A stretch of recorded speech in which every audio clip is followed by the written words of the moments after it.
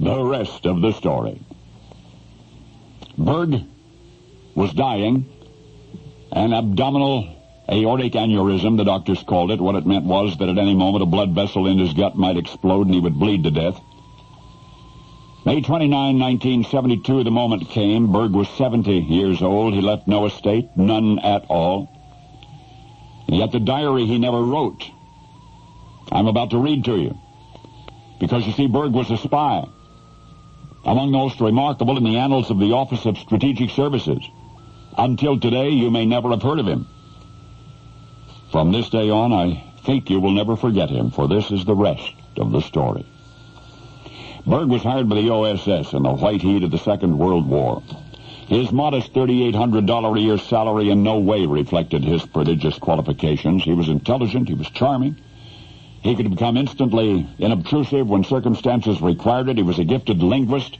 His fluency extended beyond the basics: French, German, Spanish, and Portuguese, and Italian, all the way to Japanese and Hebrew, Greek, even Latin, and Sanskrit. Berg's first assignment came only days after his OSS application was completed. At first he worked closely with Operative William Horrigan, who had been training agents in Algiers. Horrigan needed a partner for the more delicate jobs, a bright, competent fellow he had asked to be paired with. To Horrigan's delight, Berg became that partner. Their OSS code names were Romulus and Remus. Late in 1943, they were assigned to Project Larsen, which was designed to sneak rocket scientists out of Italy and transport them safely to the United States. In January of the following year, Horrigan was transferred to Burma to lay the groundwork for the Mountbatten invasion. At last, Berg was, as he was most comfortable, on his own.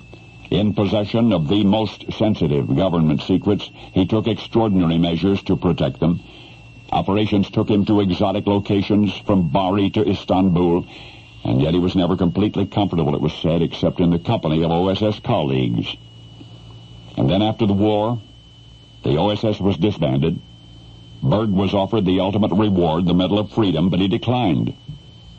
He declined. From some notes he once scrawled on the back of an envelope, we now know why. What good was such a prize, he suggested, if he could never tell anyone what he had done to get it? And so to his dying day, Berg remained faithful to the organization that was no more, for the secrets he had learned during his years with the OSS died with him. His ashes are buried in a cemetery near Newark, New Jersey.